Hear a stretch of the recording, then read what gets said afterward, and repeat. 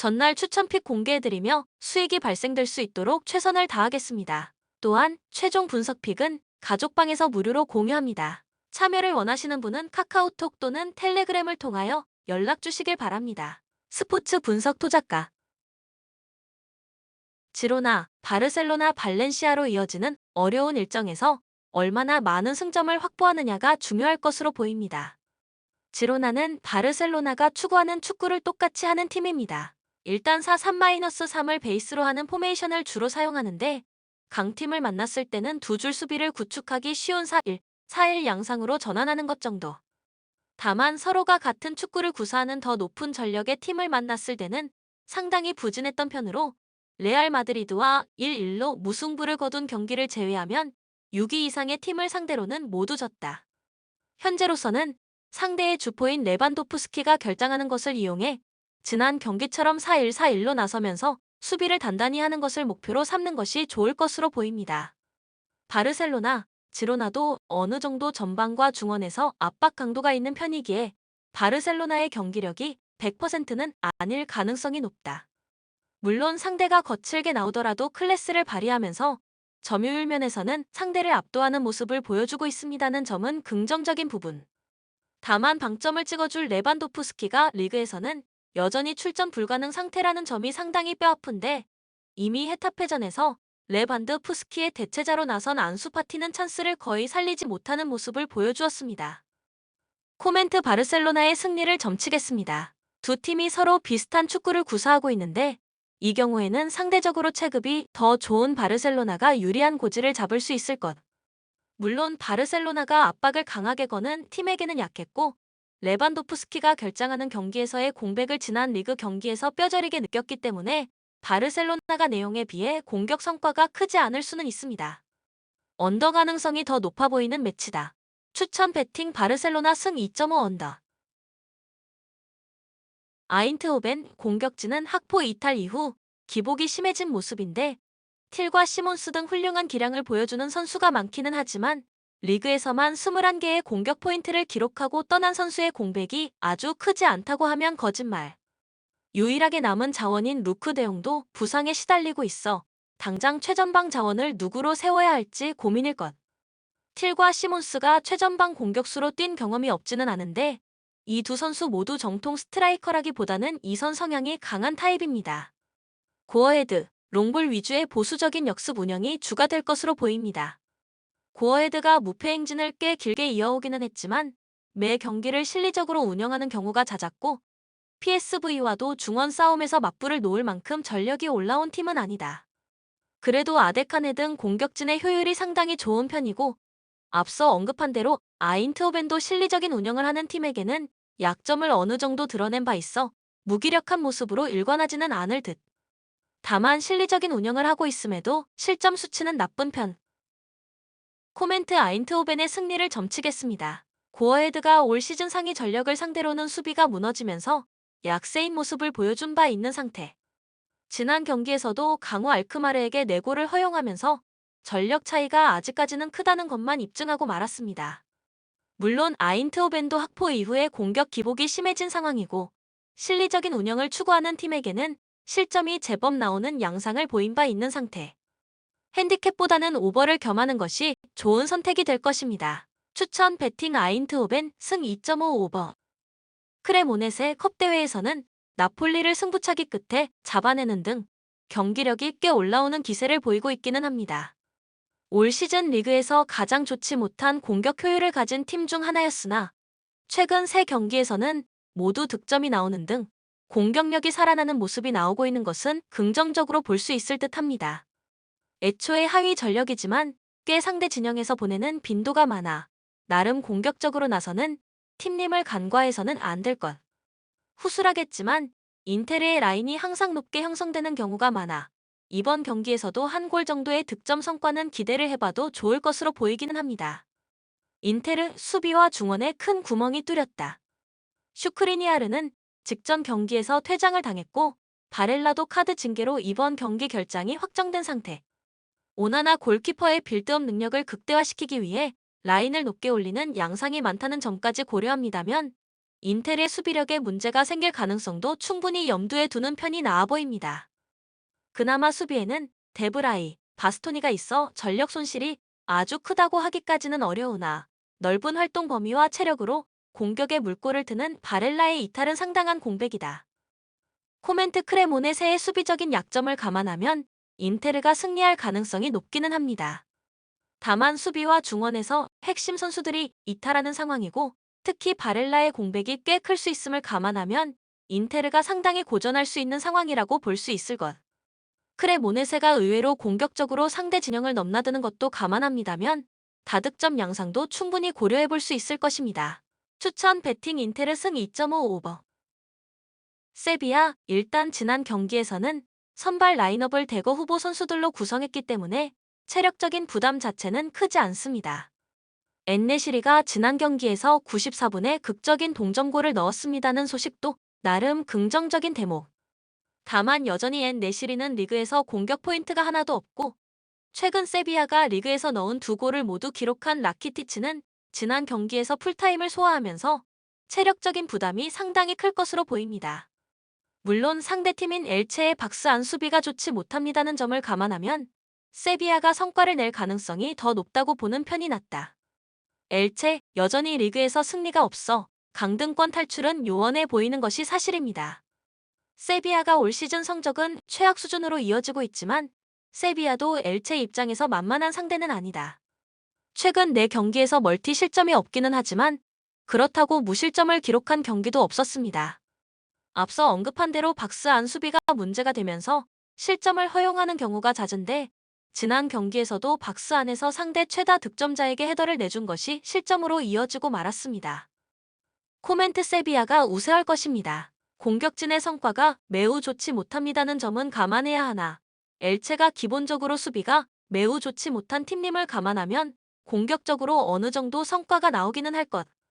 물론 엘체도 공격을 반포기한 채로 수비에 나서면서 상대를 압박하기에 좋은 전형을 짤 것이 유력해 세비야도 꽤나 어려운 경기가 될 가능성이 있습니다.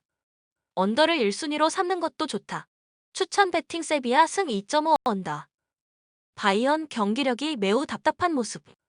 조금 있으면 PSG와의 챔피언스 리그 16강도 남아있는데 경기력이 올라오지 않고 있는 것이 매우 고민일 것입니다. 키미의 중거리 슛이 아니었더라면 쾰른에게 홈에서 덜미를 잡힐 가능성도 상당했습니다. 경기 주도권 싸움에서는 아주 우세했는데 상대 수비벽을 전혀 공략하지 못하는 모습. 고레츠카를 전진 배치하고 키미히를 수비적으로 쓰는 전술을 사용하고 있는데 라이프치히전에서도 실패했던 전술을 밀어붙이는 모습이 좋은 결과로 이어지지 못하고 있습니다.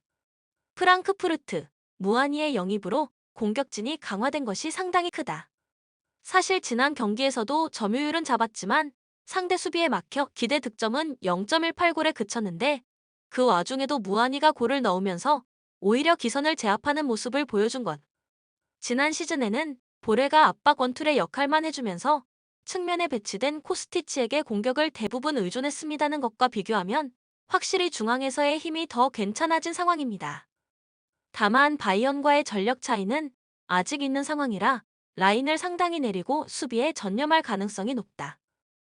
코멘트 바이언의 경기력이 많이 떨어져 있습니다. 그나마 고레츠카의 부상으로 키미히가 더 전진 배치되면서 공격의 방향을 잡아줄 수 있는 상황인 것은 호재이기는 하나 윙어들의 기복이 다시 시작된 것도 뼈아프다. 프랑크푸르트도 바이언을 상대로 발목을 자주 잡았던 팀이기도 하고 공격진이 보강되면서 지난 시즌에 비해 득점을 기대해볼 수 있는 자원들도 상당히 많아진 상황입니다. 언더를 픽하는 것이 나아 보입니다. 추천 배팅 바이엘은 뮌헨 승 2.5 언더. 아탈란타. 최근 2경기의 리그에서 11골을 집어넣는 등 확실히 공격력만큼은 살아난 모습을 보여준 것이 호재. 올 시즌 초반 아탈란타는 득점력 부진에 시달렸는데 이는 마흘레와 하테부르가 지난 시즌에 아쉬운 폼이 이어졌기 때문. 그러나 이 두 선수가 최근에는 득점을 기록하는 등 공수 양면에서 상당히 좋은 모습을 보여주고 있어 팀 득점력에 상당히 도움이 되고 있습니다. 아직 최전방 공격수가 명확하게 정해진 상황은 아니나 양 측면의 기동력과 활력이 중요한 아탈란타의 300전술에서 두 윙백이 좋은 모습을 보여주고 있습니다. 삼프도리아 생각보다 강호들에게도 중앙 싸움에서 아주 밀리는 모습은 아니다. 다만 팀의 기동성이 느려 공격을 빠르게 전개하기 어렵다는 점이 삼프도리아의 득점 난조의 원인이 되고 있는 상태.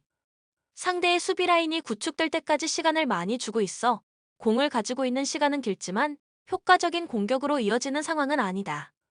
현재 삼프도리아는 19경기를 치르는 동안 8골을 넣어 두 경기당 한 골의 수치에도 미치지 못합니다. 때문에 기동성이 살아난 아탈란타는 삼프도리아 입장에서는 최악의 상성을 보이는 상대일 것입니다. 코멘트 아탈란타의 승리가 유력합니다. 팀의 기동력에서 압승할 가능성이 높은데 기동성이 살아나면 공격도 힘이 붙는 아탈란타의 특성상 삼프도리아는 상성에서 상당히 앞서고 있는 상대임에 분명합니다. 게다가 최근에는 공격의 핵심인 두 윙백도 폼이 살아나는 모습을 보이고 있어 이선 자원들도 덩달아 힘을 받는 상태. 아탈란타의 다득점 승리도 확률이 상당히 높은 상황입니다. 추천 배팅 아탈란타 BC 승 2.5 오버. 헤타페 점진적으로 전진하는 팀에게는 상성이 나쁘지 않은 팀. 압박을 하는 능력이 상당히 뛰어나기 때문인데 패하기는 했지만 바르셀로나와 레알 마드리드를 상대로도 실점을 1실점으로 억제하면서 전력 차이를 어느 정도는 높이는 모습을 보여주기도 했습니다. 베티스도 점진적인 패스를 통한 전진을 추구하는 팀이고 기동성이 느리다는 단점이 있어 헤타페가 적절하게 상대의 전진을 거친 플레이로 막아낸다면 수비적으로는 크게 흔들리지 않을 가능성이 있습니다. 지난 경기에서는 기대 득점이 오히려 바르셀로나보다 앞섰지만 기본적으로 득점력이 강점인 팀은 아니다. 베티스 지난 시즌에는 공격력으로 좋은 성과를 냈는데 올 시즌은 앞서 언급한 기동력 문제와 후한미 등의 부진으로 인해 공격에서 성과가 그렇게 좋지 못합니다. 팀의 전진이 느려 상대 수비 라인이 구축될 때까지 뾰족한 공격 활로를 찾지 못하고 있고 이번 경기에서는 페키르도 근육 부상으로 인해 결장할 확률이 생긴 상태. 헤타페가 압박으로 빌드업을 점진적으로 이어가는 상대에게는 나름 강했습니다는 점도 부담스러운 대목입니다. 대신 지난 시즌에 비해 수비적인 성과는 더 나아지기는 했습니다. 코멘트 베티스가 고전할 가능성이 높아 보입니다. 페키르의 부상이 상당히 치명적이며 팀의 기동성 저하로 인해 빌드업 시 압박의 시간이 끌리면서 효과적으로 공격이 이어지는 상태는 아니다. 헤타페도 롱볼 의존적인 빌드업으로 인해 다득점을 장담할 수 없는 상황이지만 중원에서의 귀도를 무력화시키고 상대의 실책을 유도해볼 수 있습니다는 점에서 헤타페가 아주 밀리는 상황이라고 할 수는 없을 것. 추천 배팅 무승부 2.5 언더. 알크마르 최근 4연승을 기록하는 동안 매 경기 멀티골에 성공하는 등 상당히 공격력이 올라온 모습입니다. 알크마르는 끊임없이 상대의 수비 뒷공간을 파고드는 타입. 전력이 좋은 팀이라 자신들이 공을 쥐고 있는 시간이 길다는 점까지 합쳐져 알크마르의 경기 장악력과 공세적인 기조는 상당히 성공적으로 이어지고 있습니다. 위트레흐트가 실리적인 운영을 자주 하는 스타일이라 이번 경기에서도 별다른 어려움 없이 경기의 주도권을 잡을 수 있을 전밍입니다. 위트레흐트, 강팀이라고 볼 수 있는 팀이지만 앞서 언급한 대로 실리적인 운영 색채가 강합니다. 롱볼도 꽤 높은 비중을 차지하는 편이고 전반적으로 상대보다는 자신의 진영에서 머무르는 빈도가 높은 편.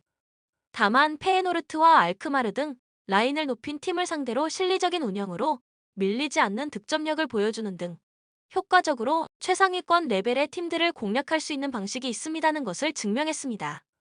다만 최상위권 팀들과의 대결에서 경기력은 괜찮았지만 한 번도 승리하지 못했습니다는 점에는 주목해볼 필요가 있습니다. 코멘트 알크마르의 승리를 점치겠다. 끊임없이 상대 뒷공간을 노리는 방식이 잘 통하면서 최근 득점력이 완전히 올라온 모습이고 위트레흐트가 최상위권 팀을 상대로는 약한 모습을 보여주기도 했습니다. 다만 위트레흐트의 롱볼을 섞은 실리적인 기조는 알크마르 입장에서 꽤 부담스럽다. 알크마르도 실점 가능성은 있습니다는 점을 고려해야 할 것. 오버 양상을 겸해도 좋은 매치가 될 것으로 보입니다. 추천 배팅 알크마르 승 2.5 오버. 마르세유 연승 행진을 쭉 이어가고 있습니다. 마르세유의 장점은 공격의 다양성이 매우 좋다는 점. 윙백들을 전진시켜 공격진의 숫자를 늘리는 양상도 상당히 좋고 최전방 자원들의 폼이 아쉬움에도 파에 같은 이선 자원들의 폼이 상당히 괜찮기 때문에 공격력의 큰 틀에서는 문제가 없는 상황입니다. 물론 오버래핑을 담당해야 할 클라우스의 이탈이 뼈아프기는 한 상황인데 모나코가 수비 상황에서 상대의 세부 전술에 대응하는 능력이 다소 아쉬워 굳이 풀백들의 오버래핑에 목을 매야 하는 상황은 아니다. 모나코 클레멘트 감독이 전반적으로 팀을 안정적으로 이끌고 있으나 수비 전술에서는 약점이 상당한 상태. 물론 마리판이 300의 스위퍼가 아닌 자리에서는 제한급의 경기력을 보여주고 있기 때문에 선수들의 폼이 좋은 편이 아니라는 점도 감안해야 합니다. 마리판의 커버 범위가 상당히 좁은데 이를 커버해줄 바디아실이 첼시로 떠나면서 수비진의 뎁스가 상당히 얇아졌다. 골로빈이 메잘라 자리에서 좋은 활약을 하면서 파이널 서드까지 공을 운반하는 것 자체는 되고 있는 상태다. 코멘트 마르세유의 우세를 점치겠습니다. 일단 수비력에서 차이가 상당히 큰 상황인데 모나코의 센터백 뎁스가 안정적인 상황은 아니고 특히 대체자가 없어 커버 범위가 좁은데도 뎁스가 얇아 어쩔 수 없이 써야 하는 마리판의 상황은 심각합니다. 두 팀이 모두 공격진에서 좋은 모습을 보이고 있습니다는 점은 고려해야 하나 더 안정적인 밸런스를 가진 쪽은 마르세유 쪽입니다. 추천 배팅 올림피크 마르세유 승 2.55번. 본 영상은 참고용 기초자료 영상입니다. 좀 더 정확한 분석픽은 가족방 또는 정보방에서 무료로 공유해드립니다. 많은 참여 바랍니다. 스포츠 분석 토작가